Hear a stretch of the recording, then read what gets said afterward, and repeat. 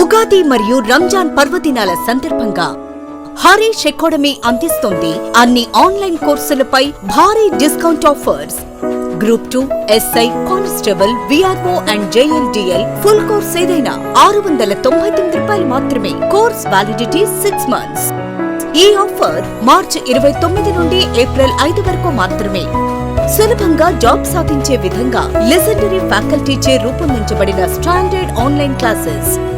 2 లక్షల మందికి పైగా పర్చేస్ చేసిన ఆన్లైన్ క్లాసెస్. మరెందుకు ఆలస్యం? వెంటనే హరీష్ అకాడమీ యాప్ ని డౌన్లోడ్ చేసుకోండి, విజయం సాధించండి. Harish, the best academy.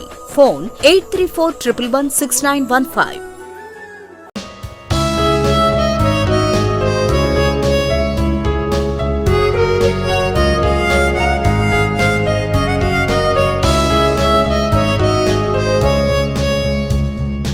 Harish, the best academy. Hi everyone, welcome to Harish academy. ఈరోజు కరెంట్ అఫైర్స్లో భాగంగా ఈచ్ అండ్ ఎవ్రీ టాపిక్ని మనము డీటెయిల్గా డిస్కస్ చేసుకుందాం. ఇవాళ మన ఫస్ట్ టాపిక్ ఎకో టూరిజంకి సంబంధించి. మహారాష్ట్ర ప్రభుత్వము ఎకో టూరిజంని అభివృద్ధి చేయడానికి, అలానే పర్యావరణాన్ని కాపాడడానికి, పర్యావరణ సంరక్షణ కోసము ఒక గడ్డి భూముల సఫారీని లాంచ్ చేసింది. గడ్డి భూముల సఫారీ అంటే ఇంగ్లీష్లో గ్రాస్ ల్యాండ్ సఫారీ అంటారు. గడ్డి భూములు అనగా పచ్చిక భూములు. ఈ సఫారీని పూణే ఫారెస్ట్ డిపార్ట్మెంట్ వాళ్ళు షోలాపూర్లోని బోరామణి అనే విలేజ్లో, బోరామణి అనే గ్రామంలో ఈ గడ్డి భూములు ఉన్న ప్లేస్లో ఈ షోలాపూర్ గడ్డి భూముల సఫారీని లాంచ్ చేసింది. మరి ఈ గడ్డి భూముల సఫారీ ముఖ్య ఉద్దేశం ఏంటి? జనరల్గా ఈ గడ్డి భూములు గ్రాస్ ల్యాండ్స్ ఎక్కువగా ఎక్కడ ఉంటాయి? ఫర్ ఎగ్జాంపుల్, మనకి గడ్డి భూములు అంటే గుర్తొచ్చేది ముందుగా సౌత్ ఆఫ్రికాలోని సవన్నా గడ్డి భూములు మనకు గుర్తొస్తాయి. ఈ సవన్నా గడ్డి భూముల్లో ముఖ్యంగా జంతువులు, ఉదాహరణకు అడవి పందులు, లేదంటే తోడేళ్ళు, బ్లాక్ బక్స్ అనగా కృష్ణ జింకలు, అలానే బెంగాల్ ఫాక్సెస్ అంటే బెంగాల్ నక్కలు, అటువంటివి ఎక్కువగా ఈ గడ్డి భూముల్లో కనబడతాయి అన్నమాట. ఒక విధంగా చెప్పాలి అంటే దీన్ని డెవలప్ చేయడం ద్వారా పర్యావరణాన్ని సంరక్షించవచ్చు, అలానే టూరిజం పెరిగి ఆదాయం కూడా వస్తుందనే ఉద్దేశంతో పూణే ఫారెస్ట్ డిపార్ట్మెంట్ వాళ్ళు దీన్ని లాంచ్ చేశారు. ఇక్కడ మనకి ఫ్యాక్ట్ ఓరియంటెడ్లో గుర్తుంచుకోవాల్సింది, షోలాపూర్ గడ్డి భూముల సఫారీ ఏ రాష్ట్రంలో ఉంది అంటే మహారాష్ట్రలో. అలానే దీని ప్రాముఖ్యత ఏంటి అంటే, షోలాపూర్ గడ్డి భూముల సఫారీలో మరొక స్పీషీస్ కూడా మనకు కనబడుతుంది, ఒక జీవి అని చెప్పవచ్చు. దానినే గ్రేట్ ఇండియన్ బస్టర్డ్. ఇక్కడ మనం ఎగ్జామ్ పాయింట్ ఆఫ్ వ్యూలో గ్రేట్ ఇండియన్ బస్టర్డ్ గుర్తుంచుకోవాలి. అనగా తెలుగులో దీనిని బట్టతోక మేక పిట్ట అని అంటారు. దీని ఐయుసిఎన్ స్టేటస్ క్రిటికల్లీ ఎండేంజర్డ్ అంటే తీవ్రంగా ప్రమాదంలో ఉంది. ఇది జనరల్గా ఆంధ్రప్రదేశ్లోని రోళ్లపాడు వైల్డ్ లైఫ్ శాంక్చురీ నంద్యాలలో కనబడుతుంది. అలానే రాజస్థాన్లో కూడా ఇది గ్రేట్ ఇండియన్ బస్టర్డ్ కనబడుతుంది, ఎందుకంటే అక్కడ ఈ గడ్డి భూములు ఎక్కువగా ఉంటాయి కాబట్టి. సో ఇలానే మనం మొన్న కూడా ఇటీవల ఒకటి తెలుసుకుందాం.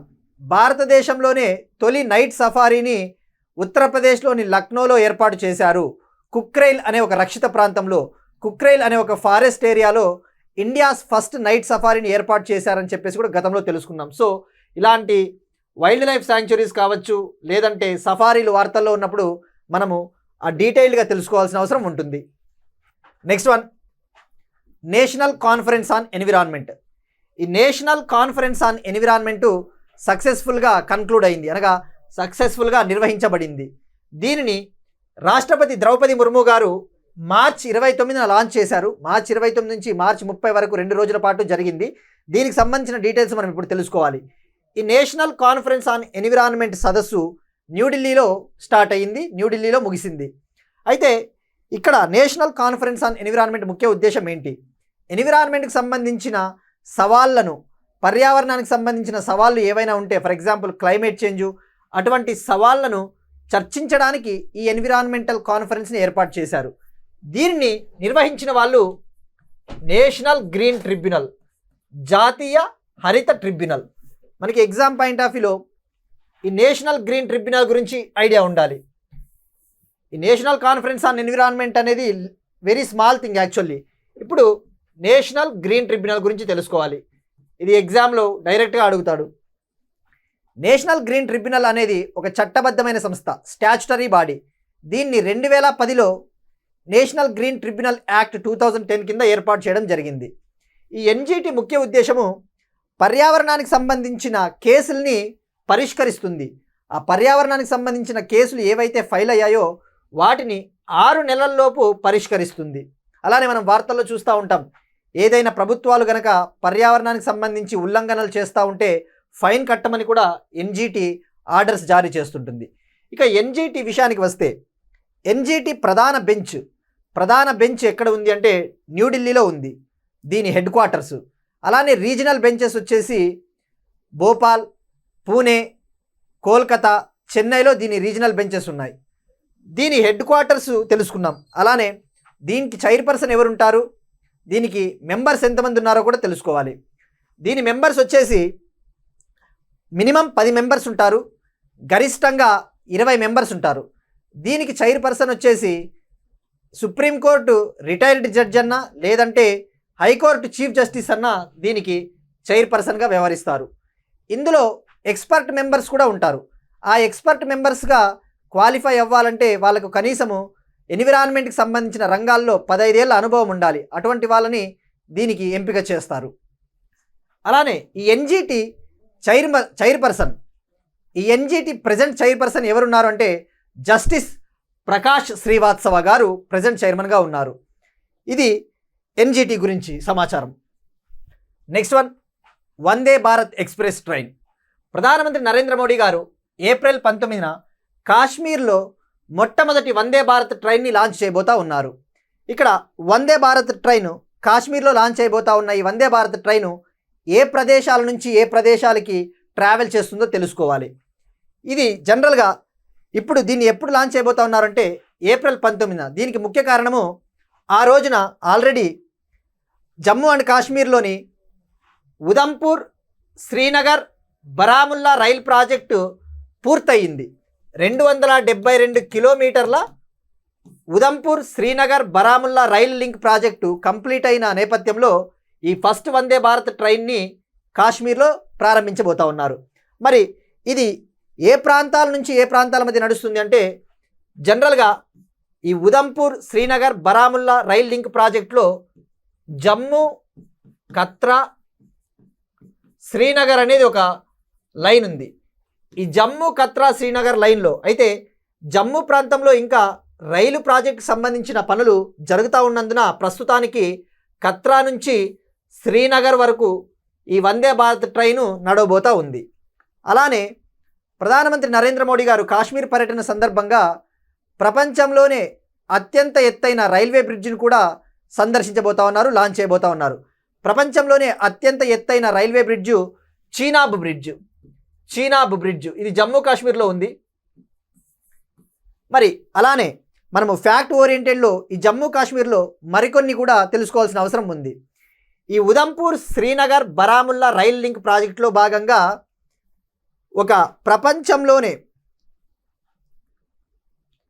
దేశంలోనే అత్యంత పొడవైన రవాణా సొరంగం కూడా ఈ రైల్ లింక్ ప్రాజెక్టులోనే ఉంది. దానినే T49 టన్నెల్ అంటారు. T49 టన్నెల్ ఇది ఇండియాలోనే అత్యంత పొడవైన రవాణా సొరంగం, ఇండియాస్ లార్జెస్ట్ రైల్వే టన్నెల్ అని చెప్పవచ్చు. దీని లెంగ్త్ వచ్చేసి 12.75 kilometres. So this is about Vande Bharat express. ఇక వందే భారత్ ఎక్స్ప్రెస్ ట్రైన్స్ గురించి విషయానికి వస్తే ఈ వందే భారత్ ఎక్స్ప్రెస్ ట్రైన్స్నే ట్రైన్ 18 అని కూడా అంటారు. ట్రైన్ 18 ఇది భారతదేశపు స్వదేశీయంగా అభివృద్ధి చేయబడిన సెమీ హై స్పీడ్ రైల్వే అని చెప్పవచ్చు. దీని మ్యాక్సిమం స్పీడ్ వచ్చేసి గంటకు 180 కిలోమీటర్ల వేగంతో దూసుకుపోతుంది. గంటకు 180 కిలోమీటర్ల వేగంతో దూసుకొని పోతుంది. ఇది భారతదేశంలో ఫస్ట్ వందే భారత్ ట్రైన్ని చెన్నైలోని ఇంటిగ్రల్ కోచ్ ఫ్యాక్టరీ వద్ద డెవలప్ చేశారు. నెక్స్ట్ వన్, పురస్కారాలకు సంబంధించి ఆంధ్రప్రదేశ్కు చెందిన డాక్టర్ గుడారు జగదీష్ గారికి విశ్వ వైద్య దివ్యాంగ బంధు అవార్డుని మారిషస్ ప్రధానమంత్రి నవీన్ చంద్ర రామ్ గులాం గారు ప్రకటించారు. అయితే ఈ పురస్కారానికి ఎందుకు ఇచ్చారు అంటే ఈయనకు ఈ డాక్టర్ గుడారు జగదీష్ గారు గత 4 దశాబ్దాలుగా వికలాంగుల కోసము అలానే సమాజ సేవలో అంకితమైనందుకు మౌరీషియస్ ప్రధానమంత్రి నవీన్ చంద్ర రామ్ గులాం గారు ఆయన్ని సన్మానించి ఈ పురస్కారాన్ని అందించారు. ఇది డైరెక్ట్గా ఫ్యాక్ట్. నెక్స్ట్ వన్, జూవిన్ డిజిటల్ పోర్టల్. జూవిన్ డిజిటల్ పోర్టల్. ఈ జూవిన్ డిజిటల్ పోర్టల్ దీని ముఖ్య ఉద్దేశం ఏంటి అంటే దీన్ని లాంచ్ చేయడం జరిగింది. జనరల్గా భారతదేశంలో పాము కాట్లు, కుక్క కాట్లు ఎక్కువగా సంభవిస్తూ ఉన్నాయి. ఆ పాము కాట్లకు, ఆ కుక్క కాట్లకు సంబంధించి వ్యాక్సిన్ నిల్వలు భారతదేశంలో ఎంత ఉన్నాయి, ఆ బాధితులకి సకాలంలో ఈ వ్యాక్సిన్లు కావచ్చు, ఈ మందులు కావచ్చు అందుతా ఉన్నాయా లేదా అని తెలుసుకోవడానికి ఒక జూవిన్ పోర్టల్ని లాంచ్ చేశారు. జనరల్గా కరోనా టైంలో కోవిడ్ వ్యాక్సిన్లని నిర్వహించడానికి కోవిన్ పోర్టల్ని ఏ విధంగా లాంచ్ చేశారో అలానే జూవిన్ పోర్టల్. అయితే ఈ జూవిన్ పోర్టల్ ద్వారా ఎప్పటికప్పుడు ఈ వ్యాక్సిన్ నిల్వలు ఏ స్థాయిలో ఉన్నాయో తెలుసుకోవచ్చు. దీన్ని ఎవరు లాంచ్ చేశారు అంటే national centre for disease control, అలానే యునైటెడ్ నేషన్స్ డెవలప్మెంట్ ప్రోగ్రామ్. దీన్ని ఎవరు లాంచ్ చేశారంటే మరొకసారి చెప్తాను, national centre for disease control, technical support వచ్చేసి సాంకేతిక సహకారం వచ్చేసి యునైటెడ్ నేషన్స్ డెవలప్మెంట్ ప్రోగ్రామ్ అందించింది. ఈ జూవిన్ ప్రాజెక్ట్ని తొలుత ప్రయోగాత్మకంగా 5 రాష్ట్రాల్లో అమలు చేయబోతూ ఉన్నారు. ఆ రాష్ట్రాలు వచ్చేసి ఆంధ్రప్రదేశ్, ఢిల్లీ, మధ్యప్రదేశ్, అస్సాం, పుదుచ్చేరి. ఆంధ్రప్రదేశ్, ఢిల్లీ, మధ్యప్రదేశ్, అస్సాం, పుదుచ్చేరిలో ప్రయోగాత్మకంగా అమలు చేయబోతూ ఉన్నారు. మరి ఇక మనము డేటా విషయానికి వస్తే, ఇక పాము కాట్లు, కుక్క కాట్ల విషయానికి వస్తే భారతదేశంలో లాస్ట్ ఇయర్ ఈ కుక్క కాట్లను, పాము కాట్లను నివారించడానికి కొన్ని ప్రణాళికలను కూడా లాంచ్ చేశారు. ముఖ్యంగా పాము కాట్లను నివారించడానికి ఒక జాతీయ కార్యాచరణ ప్రణాళికను లాంచ్ చేశారు. ఆ కార్యాచరణ ప్రణాళిక ముఖ్య ఉద్దేశం ఏంటి అంటే భారతదేశంలో 2030 కల్లా పాము కాట్ల ద్వారా సంభవిస్తూ ఉన్న మరణాలను 50% తగ్గించాలని చెప్పేసి లక్ష్యంగా పెట్టుకున్నారు. ఇక పాము కాట్ల విషయానికి వస్తే భారతదేశంలో ప్రతి సంవత్సరం కూడా సుమారుగా 30 లక్షల నుంచి 40 లక్షల పాము కాట్లు సంభవిస్తూ ఉన్నాయి. అందులో సుమారుగా ప్రతి సంవత్సరము 50,000 మంది మరణిస్తూ ఉన్నారు. ప్రపంచంలో సంభవిస్తూ ఉన్న పాము కాటు మరణాల్లో 50% భారత్లోనే నమోదవుతూ ఉన్నాయి. ఇక కుక్క కాటు విషయానికి వస్తే కుక్క కాటు సంభవిస్తే రేబీస్ వ్యాధి వస్తుంది. ఇక UNDP సమాచారం మేరకు, యునైటెడ్ నేషన్స్ డెవలప్మెంట్ ప్రోగ్రామ్ మేరకు ఆ రిపోర్ట్ ప్రకారము ప్రపంచంలోని కుక్కకాటు మరణాల్లో, ప్రపంచంలో సంభవిస్తూ ఉన్న కుక్కకాటు మరణాల్లో సుమారుగా 36% కుక్కకాటు మరణాలు భారత్లోనే నమోదవుతూ ఉన్నాయట. సో ఇక్కడ మనం ఫోకస్ చేయాల్సింది ఈ డేటాతో పాటు ఈ జూవిన్ పోర్టల్ని ఎవరు అభివృద్ధి చేశారు, ఎందుకోసం దీన్ని అభివృద్ధి చేశారని తెలుసుకుంటే సరిపోతుంది. Next one, prime minister Narendra Modi గారు 120వ మన్ కీ బాత్ ప్రోగ్రాంలో మాట్లాడుతూ ఒక అనౌన్స్మెంట్ చేశారు. ఇంటర్నేషనల్ యోగా డే 2025 సంవత్సరానికి సంబంధించి ఒక థీమ్ని అనౌన్స్ చేశారు. జనరల్గా ఇంటర్నేషనల్ యోగా డేని మనము మొదటిసారి 2015లో సెలబ్రేట్ చేసుకున్నాం. 2015లో United Nations first international day of యోగాని ప్రకటించింది. మరి 2025 సంవత్సరానికి వచ్చేసి థీమ్ వచ్చేసి yoga for one earth one health. Yoga for one earth one health అన్నమాట. ఈ సంవత్సరం 2025 సంవత్సరానికి సంబంధించి ఇంటర్నేషనల్ డే ఆఫ్ యోగాని, అంతర్జాతీయ యోగా దినోత్సవాన్ని Morarji Desai national institute of yoga వాళ్ళు నిర్వహిస్తూ ఉన్నారు. న్యూఢిల్లీలోని Morarji Desai national institute of yoga నిర్వహిస్తూ ఉంది. ఈ ఇన్స్టిట్యూటు ఆయుష్ మినిస్ట్రీ కింద ఉంటుంది. సో ఇక్కడ గుర్తుపెట్టుకోవాల్సింది థీమ్ చాలా ఇంపార్టెంట్. దీన్ని ఎవరు నిర్వహిస్తూ ఉన్నారు ఈ సంవత్సరం? ఇప్పుడు క్వశ్చన్ చూద్దాం. మనం గతంలో డిస్కస్ చేసుకున్నాము దానికి సంబంధించి. ఇటీవల గ్రామీణ మహిళలను ఆర్థికంగా బలోపేతం చేయడానికి గ్రామీణాభివృద్ధి మంత్రిత్వ శాఖ ఏ సంస్థతో ఒప్పందం కుదుర్చుకునింది? ఏ ప్రపంచ bank, B UNICEF, C IMF, D Asia అభివృద్ధి bank. Recently ministry of rural development signed MOU with which institution to empower rural women? World bank, UNICEF, IMF, Asia development bank. దీనికి ఆన్సర్ కామెంట్ సెక్షన్లో తెలపండి. ఇక నిన్నటి క్వశ్చన్కి వస్తే, నిన్న మనం అడిగిన క్వశ్చను అటల్ భూజల్ యోజన కింద ఏ రాష్ట్రం చేర్చబడలేదు అని మనము క్వశ్చన్ అడిగాం. దానికి ఆన్సర్ వచ్చేసి Chhattisgarh. Next topic state specific.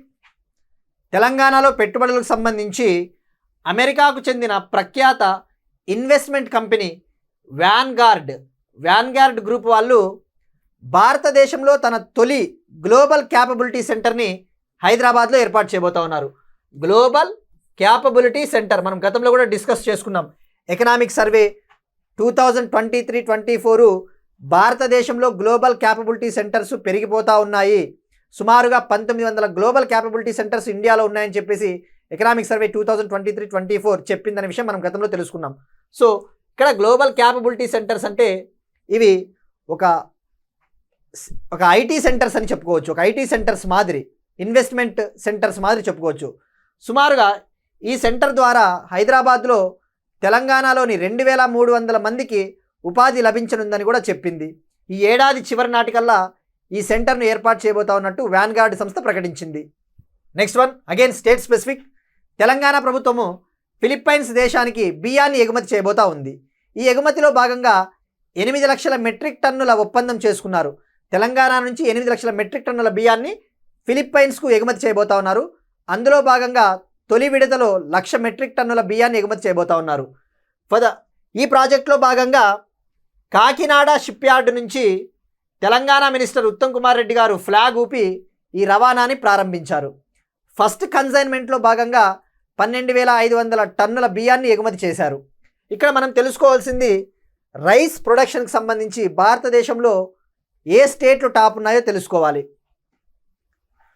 2023-24 సంవత్సరంలో అగ్రికల్చర్ మంత్రిత్వ శాఖ ప్రకారము భారతదేశంలో బియ్యం ఉత్పత్తి వచ్చేసి సుమారుగా 1378 లక్షల మెట్రిక్ టన్నుల ఉత్పత్తి సాధ్యమయ్యింది.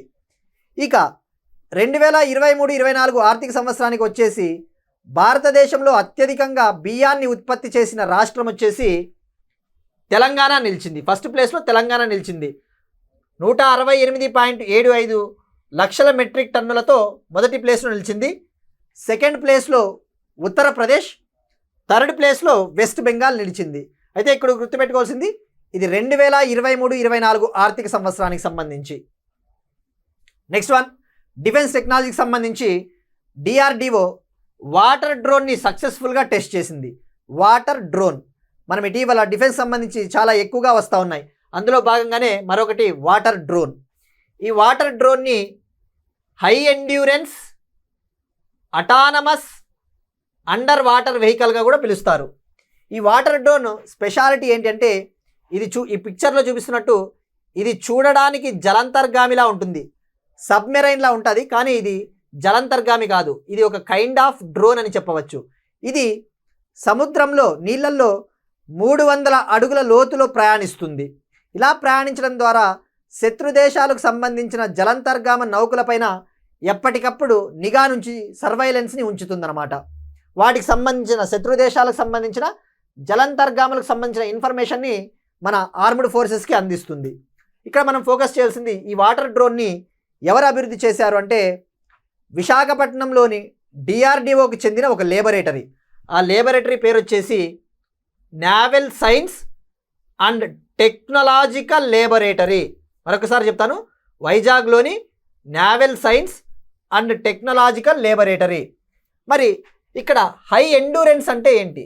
ఎండ్యూరెన్స్ అంటే ఇది శత్రు దేశాల నిఘాకు చిక్కకుండా నీళ్ళల్లో సుమారుగా 4 గంటల పాటు ప్రయాణించగలదు. దానినే ఎండ్యూరెన్స్ అంటారు. 4 గంటల పాటు ప్రయాణించగలదు, దానిని ఎండ్యూరెన్స్ అంటారు.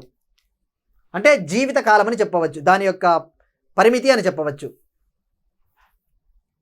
నెక్స్ట్ వన్ అపాయింట్మెంట్స్కి సంబంధించి ప్రధానమంత్రి నరేంద్ర మోడీ గారి కొత్త ప్రైవేట్ సెక్రటరీగా 2014 ఇండియన్ ఫారిన్ సర్వీస్ బ్యాచ్కు చెందిన నిధి తివారీ గారిని అపాయింట్ చేయడం జరిగింది. ఈమె గతంలో ప్రధానమంత్రి ఆఫీస్లో డిప్యూటీ సెక్రటరీగా వర్క్ చేశారు. అలానే విదేశాంగ మంత్రిత్వ శాఖలో వివిధ పదవులను కూడా అనుభవించారు ఈమె. ఇక్కడ మనం ఫోకస్ చేయాల్సింది నిధి తివారీ గారిని అపాయింట్మెంట్స్ కమిటీ అపాయింట్ చేసింది. దీనిని అప్రూవ్ చేసింది department of personnel and training. Next one, జపాన్కు చెందిన ఇన్ఫోస్టెల్లార్తో హైదరాబాద్కు చెందిన ధృవ స్పేస్ ఒప్పందం. మనం ఇటీవల తెలుసుకున్నాము, బెంగళూరుకు చెందిన బెల్లాట్రిక్స్ సంస్థ జపాన్కు చెందిన ఆస్ట్రోస్కేల్ అనే సంస్థతో అంతరిక్షంలోని వ్యర్థాల తొలగింపుకై ఒక ఒప్పందం చేసుకుందని చెప్పేసి మనం గతంలో తెలుసుకున్నాం. అలాంటి ఇంకొక ఒప్పందమే హైదరాబాద్కు చెందిన ధృవ స్పేస్ కంపెనీ జపాన్కు చెందిన ఇన్ఫోస్టెల్లార్ కంపెనీతో ఒక ఒప్పందం చేసుకుంది. ఈ ఒప్పందం ముఖ్య ఉద్దేశం తెలుసుకునే ముందు ఈ ధృవ స్పేస్ గురించి తెలుసుకోవాలి. ఈ ధృవ స్పేస్ కంపెనీ వచ్చేసి భారతదేశంలో శాటిలైట్ టెక్నాలజీకి సంబంధించి గ్రౌండ్ స్టేషన్లను భారీ స్థాయిలో కమర్షియల్ స్కేల్లో అందించే ఏకైక సంస్థ హైదరాబాద్ ధృవ స్పేస్ సంస్థ. మరి ఇప్పుడు ఈ ఒప్పందం దేనికి సంబంధించిందంటే శాటిలైట్ కమ్యూనికేషన్కి సంబంధించి పరస్పర ఉపగ్రహ సమాచార మార్పిడి కోసం అన్నమాట. ఈ ఒప్పందంలో భాగంగా ఈ ధృవ స్పేస్కు చెందిన హైదరాబాద్లోని గ్రౌండ్ యాంటెనాని ఈ జపాన్కు చెందిన ఇన్ఫోస్టెల్లార్ గ్రౌండ్ స్టేషన్ నెట్వర్క్తో ఇంటిగ్రేట్ చేస్తారు. ఇక్కడ గుర్తుపెట్టుకోవాల్సింది శాటిలైట్ కమ్యూనికేషన్కి సంబంధించిన ఒప్పందం అని గుర్తుపెట్టుకుంటే సరిపోతుంది.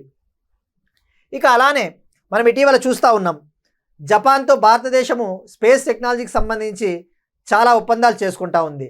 అలాంటిదే చంద్రయాన్ 5 లూపెక్స్ మిషన్ కూడా ఒకటి. Next one, exercises in news. Tiger Triumph 2025 exercise. మొన్ననే మనము ఇండియా రష్యా మధ్య జరిగిన నేవల్ ఎక్సర్సైజ్ ఇంద్రా 2025 గురించి తెలుసుకున్నాం. ఇప్పుడు ఇండియా అమెరికా మధ్య tri service humanitarian assistance and disaster relief exercise tiger Triumph 2025.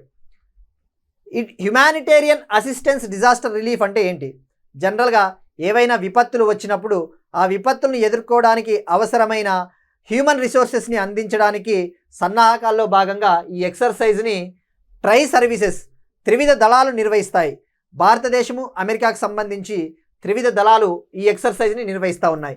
ఈ సంవత్సరం జరుగుతూ ఉన్న ఎడిషను ఇది 4వ ఎడిషను విశాఖపట్నంలో జరుగుతూ ఉంది.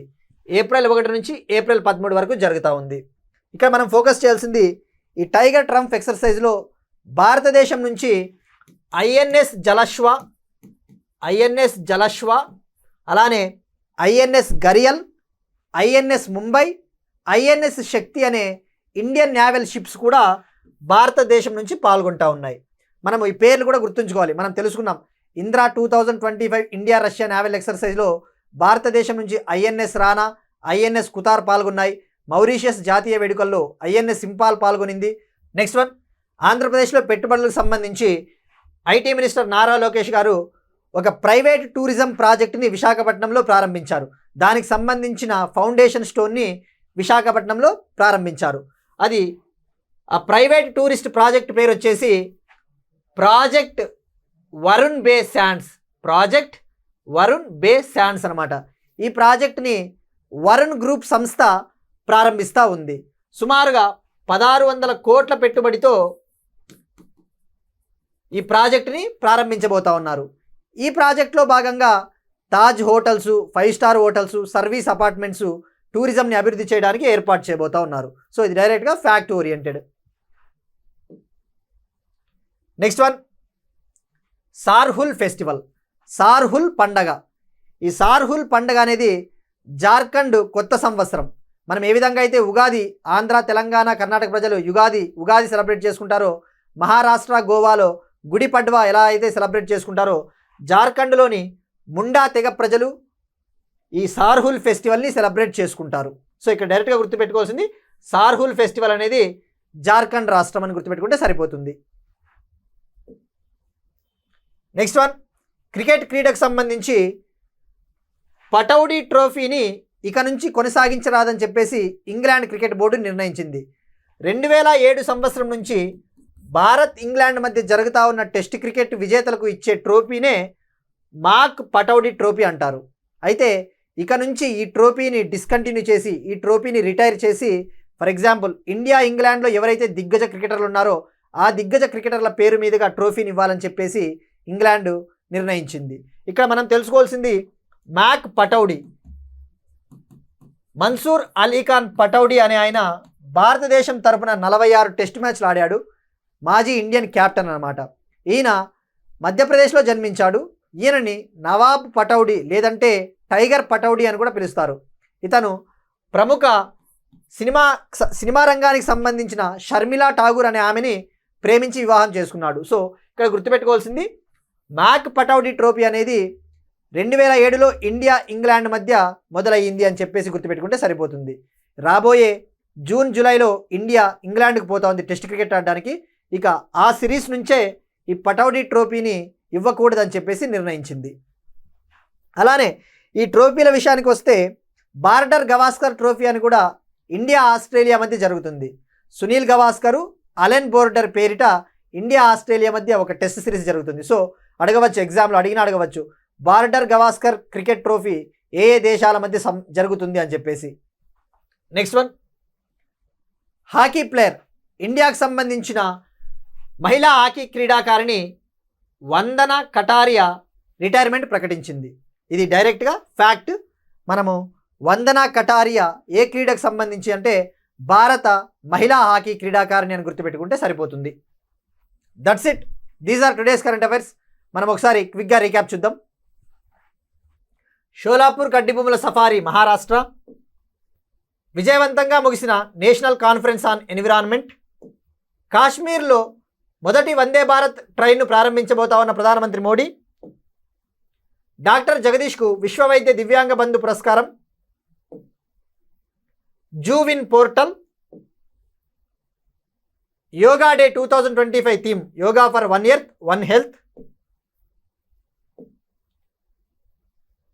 తెలంగాణలోని హైదరాబాద్లో గ్లోబల్ క్యాపబిలిటీ సెంటర్ను ఏర్పాటు చేయబోతా ఉన్న వాన్గార్డ్ సంస్థ. ఫిలిప్పైన్స్కు తెలంగాణ బియ్యం ఎగుమతి. వాటర్ డ్రోన్ను విజయవంతంగా పరీక్షించిన డిఆర్డిఓ. ప్రధానమంత్రి కొత్త ప్రైవేట్ సెక్రటరీగా నిధి తివారీ ఎంపిక. జపాన్కు చెందిన ఇన్ఫోస్టెల్లార్తో ధృవ స్పేస్ ఒప్పందం.